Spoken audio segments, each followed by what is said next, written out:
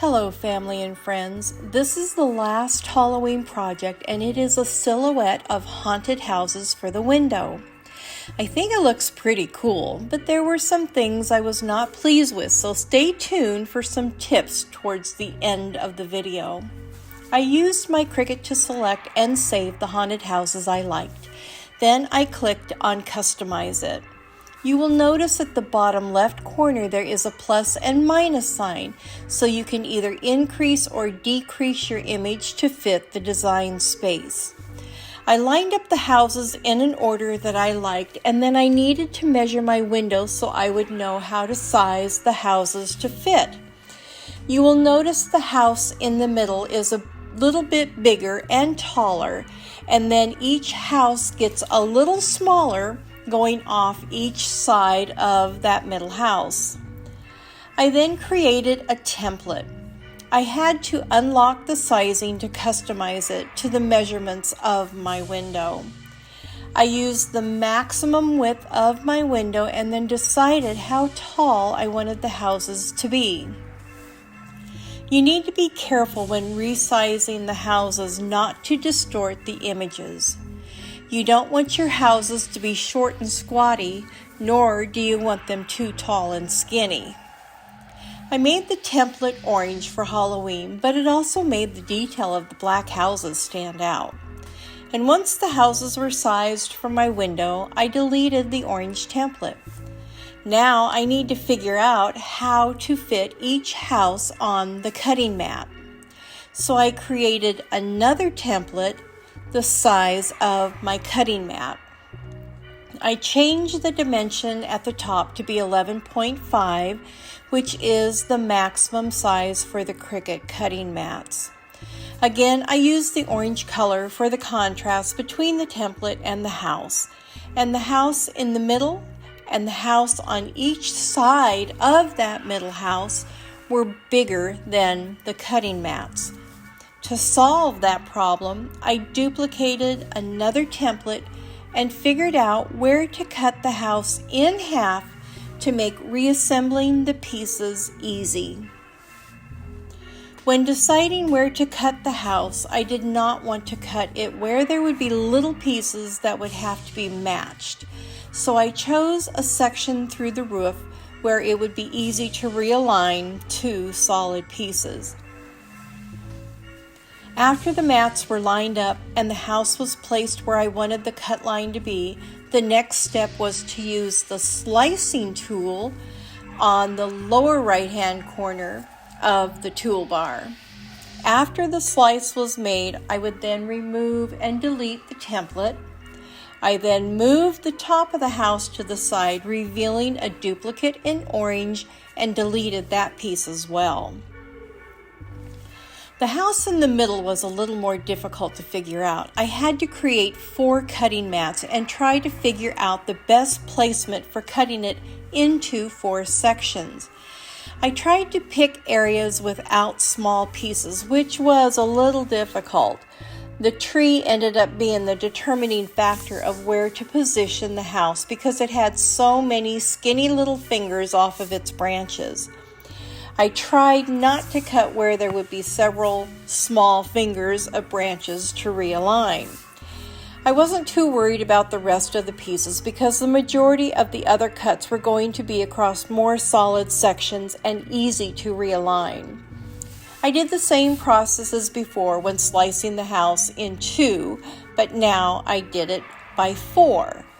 I would select one mat, use the slicing option, remove and delete the orange template, and then remove the sliced piece aside to reveal the duplicate and delete that. I did that for all 4 sections, and I repeated the process for the house on the other side of the middle house, again choosing a solid section to make it easy for realignment.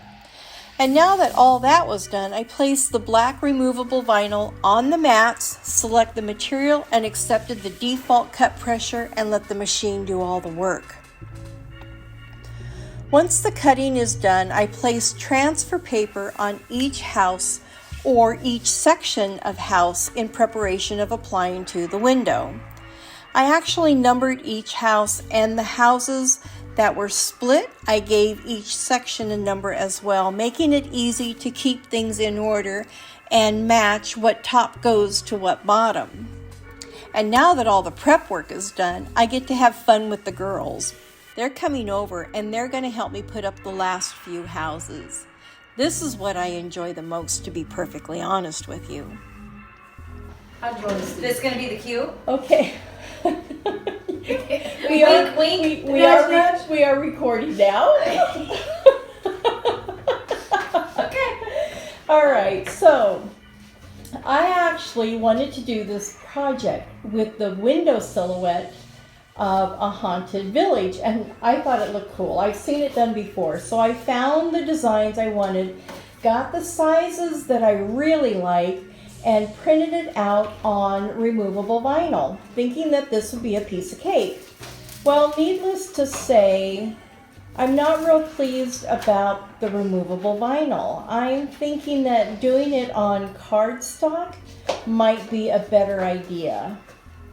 The girls are going to now try and line up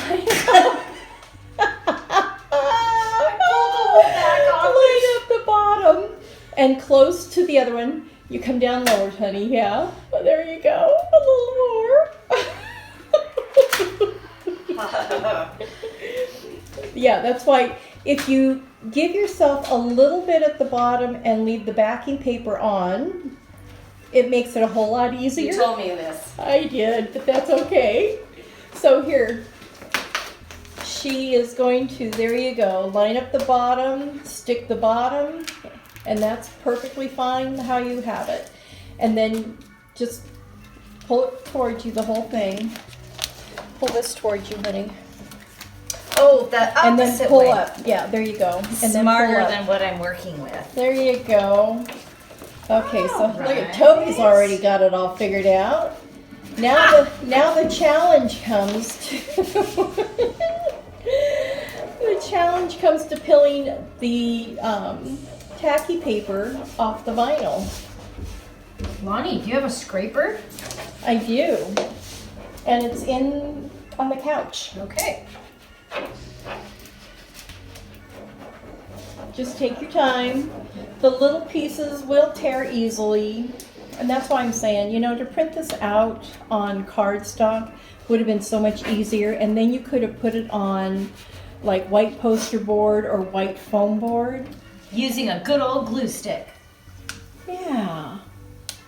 And then you have it for every year. You have it every year, and it just goes up in the window so easy. Look at how good you girls are doing. Nice job, Toby.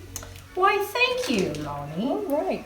And save the tacky paper, because if you'll put it back on, we'll put this back on there when it comes off the window.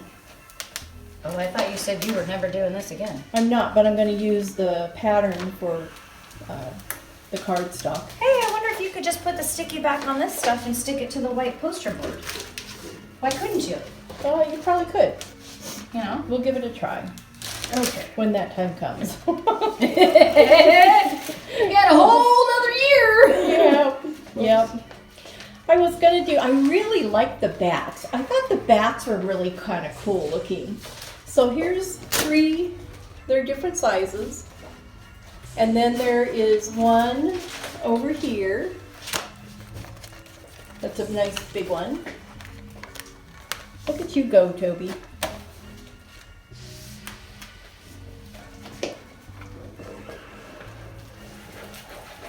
And then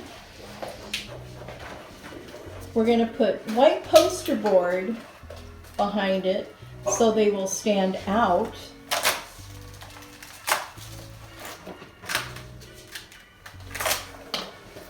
Am I going the wrong way? I know I just did this, but no, I'm not. You're fine. I'm not the crafty one. Yes, you are. In fact, here's a story. I used to do crafts with my kids every holiday, and here I find out, 40... Don't age me. Sorry. Well, that would be aging me too, Eddie. But 40 some odd years later, I'm finding out she really didn't enjoy doing them. And I'm thinking, oh my gosh. Well, it wasn't that. It was just like, sometimes just didn't want to do them. And she never said a word. She just went ahead and plowed through. Because that's what you do. Good job, Toby. Way to go. Now, look at all those fine little lines, like from the spider webs and everything. That would have been very difficult. You've done a great job, Toby. Thank you. She gave me the thick one because I get pissed off at this stuff. Well, you little shit! Now that I know you don't like doing crafts, I'm not going to make it hard on you. I gotta fix one arrow. Oh, not a big deal. Well, there's some bubbles in there. That's all right. Yeah. There's bubbles in the ones that I did. Bubbles. This one, this house and the tree is actually 4 pieces that I had to put together. And then this house was 2 pieces that I had to put together. Oh, yeah. And this one was 2 pieces that I had to put together. And I knew the girls wouldn't enjoy that so much, so I figured the single houses would be the best. But how cute is that? I think it is absolutely adorable. How fun. What do you think? Post a comment down in the comment section and let us know. But I would recommend doing cardstock. I think the cardstock would be a whole lot easier and better. So, Is it creepy? so we're going to take you on a mini tour, and we'll start out in the front and then come in so you can see what it looks like. And we'll get the poster board put behind it so it'll stand out and show you what it looks like with the poster board on it. So, be back in just a minute. Alright, so here we are outside of my house, and I do enjoy decorating for the holidays, but to be honest with you, I haven't done it for quite some time. And it was fun to bring things out again and take a look and see what I had. So I have this fake greenery above my center arch all year round, and I would decorate according to each holiday. And now we're getting ready for fall and Halloween, and so it's a good time to start doing that decorating. And let's start over here. We'll come this way. So I have this cute little, here, why don't you do it since you know how to do it better than I do. Yeah. You take over, honey. There you go. So in the first planner, I've just got it's all fake mums, my little scarecrow, little sign. I've had these wooden signs for, I can't even tell you how many years. I don't think you can find those anymore. Something similar maybe. But then this is a sweet potato vine. Does great. I just added mums for color. And then my other planter, I had another one of those wooden signs for for Halloween. Then on the other side of the arch, I have a matching planter with another wooden sign. And another sweet potato vine. This one's not doing as well, I'm not sure why, but and then I added some mums and miscellaneous color to bring in the fall. Then I have a planter stand with succulents on it and added more of the fall greenery, pops of color. My aloe vera, same thing, just adding the pops of color of fall. And then in my garden window, I love these little scarecrow heads. That's a little girl.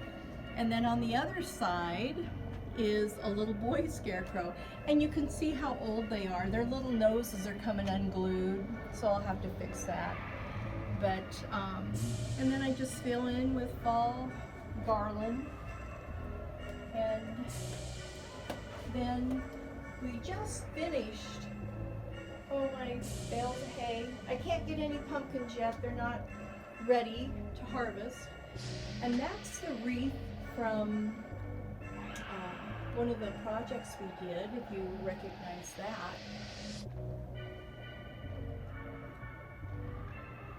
That was a fun project. That was really easy to do. And then coming over in front of the window is the haunted village, and that we just finished up with the girls. There's a bit of a glare from the sun, sorry, but I really like the look, and I think having it on foam board will be fabulous rather than trying to get it on the glass.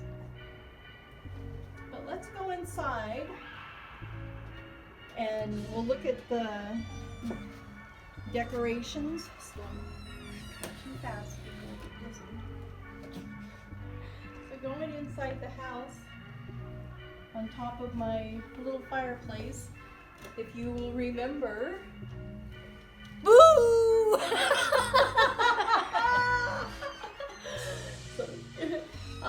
This is the bird cage that I did, and that was last week that you saw how to do that. Very simple, very easy, but I really like the impact. And then we move on to the potion bottles.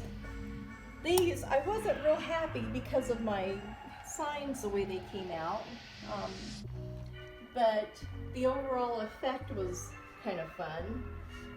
And then in the middle of those potion bottles, I have the spells book. And this is that door knocker. I love that door knocker. Toby gave me that door knocker right here. It was so adorable. And then more spells book, or potion bottles. And the creepy cloth covering the mirror. And another just simple fall arrangement, really a space filler. And then the dead bird in a cage. And because everybody needs a dead bird in a cage. So that's pretty much it. And then, you know, our bookshelf with the gourds that, you know, I've done. Some of them you've seen, some you haven't. But just adding a strand of garland. That gourd right there in the middle, that was my very first gourd I ever did. Look how pretty that one is. That was my first experience at learning how to do a gourd. And here's a dress on a wine bottle. In case you were wondering what that is. Well, did you notice that? Oh, there's a... and there's another outfit on a wine bottle. They're scarecrows. Oh, shoot. But anyhow. So that is our mini tour of what my house looks like for Halloween, fall. So thank you for joining us on this tour, and we look forward to you joining us again. What are you doing? Backing up. So make it a Gourd-geous day. Every day. We hope you enjoyed this video, and we promise we will slow down when moving the camera. We are still learning, and we thank you for your patience and comments so we can get better. Till next time, make it a gorgeous day every day. Bye.